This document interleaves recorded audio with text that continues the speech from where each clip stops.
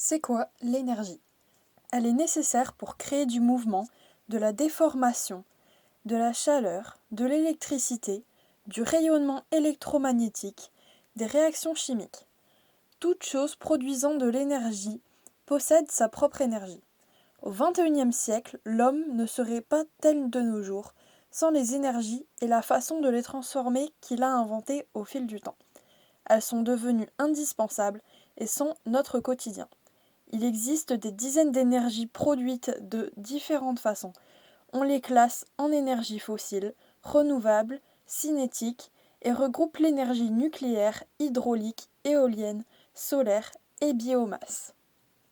Mais au fil du temps, les énergies sont en partie épuisées. Nous allons alors présenter les questions principales autour des énergies et de la transition. Dans un premier temps, nous verrons si l'énergie provoque de la pollution et des dangers pour notre planète. Dans un deuxième temps, s'il existe des énergies dites renouvelables et naturelles qui seraient l'avenir de notre planète. Puis les avantages et inconvénients de nous mener vers la transition énergétique. Avant de commencer, qu'est-ce que la transition énergétique? C'est un passage entre les énergies non renouvelables que nous utilisons de nos jours vers une utilisation totale d'énergie naturelle renouvelable. Le vent est pour les énergies éoliennes, le soleil pour les énergies des panneaux solaires et l'eau pour les barrages. En 2013, le charbon, pétrole et gaz représentent plus de 80% de la consommation. C'est en 2015 que la loi sur la transition énergétique a été votée. Les États ont pour but d'arrêter le nucléaire en 2025 et d'avoir uniquement des énergies renouvelables en 2050.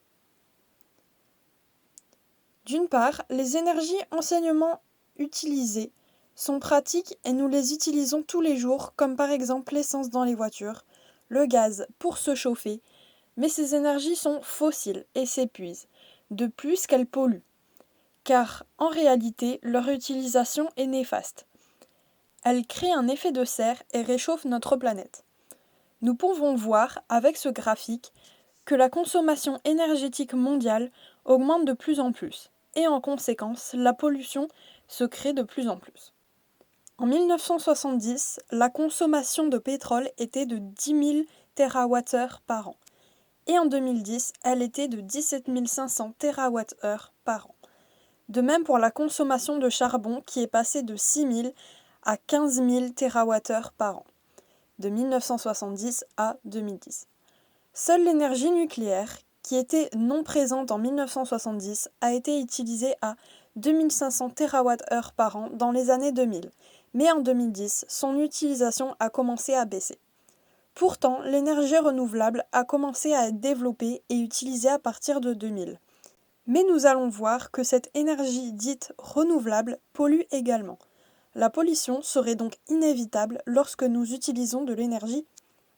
Selon une étude, même si les énergies renouvelables baisseraient la pollution de 80%, elles ne sont pas inoffensives, car il faut les transporter et les transformer afin de les utiliser et cela pollue. De plus, l'énergie verte n'est pas totalement saine, puisqu'elle est mélangée à l'électricité utilisée de nos jours. Elle permet donc uniquement de contribuer au développement de l'énergie renouvelable. Les énergies renouvelables sont compliquées à produire et ne pourraient pas alimenter toute notre planète. Cependant, elles sont considérées inépuisables, car le vent, le soleil et l'eau seront toujours présents. Il existe de très nombreux types d'énergie liés à ces éléments: solaire, photovoltaïque, thermique, éolienne, hydraulique, marémotrice, hydrolienne, osmotique, géothermique et biomasse. Ces énergies naturelles sont notre avenir.